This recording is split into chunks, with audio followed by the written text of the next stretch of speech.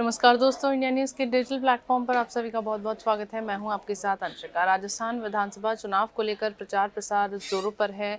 चुनाव प्रचार किया जा रहा है। बीजेपी और कांग्रेस के तमाम नेता इन दिनों जनसभाएं कर वोट मांग रहे हैं, लोगों को लुभाने की कोशिश कर रहे हैं एक दूसरे पर। इसके साथ ही आरोप प्रत्यारोप का दौर भी शुरू हो गया है। सभी राजनीतिक नेता जहां एक तरफ जनसभाओं को संबोधित कर रहे हैं, वोट मांग रहे हैं लोगों से, वहीं दूसरी तरफ नेताओं के बीच आरोप प्रत्यारोप का दौर भी शुरू हो गया है। इसी बीच सीएम गहलोत ने फिर एक बार ईडी को लेकर केंद्र सरकार पर निशाना साधा है। ईडी की कार्रवाई के मुद्दे को लेकर केंद्र सरकार और बीजेपी दोनों को अशोक गहलोत ने घेरा है। गहलोत ने बीजेपी पर तीखा हमला करते हुए कहा है कि जितने काम हमने किए हैं उसके हिसाब से तो बीजेपी कहीं पिक्चर में नहीं है। राजस्थान में कांग्रेस वर्सेस ईडी का मुकाबला है। वो हमारे प्रदेश अध्यक्ष के पीछे पड़ी है। 2 बार बुला लिया दिल्ली, मेरे बेटे को बुला लिया दिल्ली। कोई केस नहीं, कोई एफआईआर नहीं, कोई शिकायत नहीं। शिकायत करने वाले बीजेपी वाले हैं। गहलोत ने यह भी कहा कि इनकम टैक्स, ईडी और सीबीआई जैसी संस्थाओं को आर्थिक अपराध करने वालों पर कार्रवाई करनी चाहिए। जैसे लंदन में बैठ विजय माल्या, नीरव मोदी और मेहुल चौकसी जो कई सालों से फरार चल रहे हैं।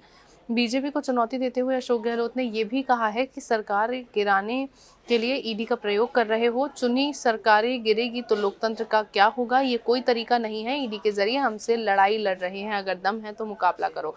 इससे पहले भी अशोक गहलोत के बेटे वैभव गहलोत को ईडी ने समन भेजे जाने को लेकर सरकार पर जमकर निशाना साधा था। सीएम गहलोत ने कहा था कि मेरे बेटे या पीसीसी चीफ का सवाल नहीं है। इन्होंने पूरे देश में आतंक मचा के रखा है। छत्तीसगढ़ में तो लोगों ने फैमिली शिफ्ट कर दिए हैं। हमने कल 2 गारंटी की घोषणा की। ये चाहते ही नहीं हैं कि हम महिलाओं, पिछड़ों के लिए कुछ काम करें।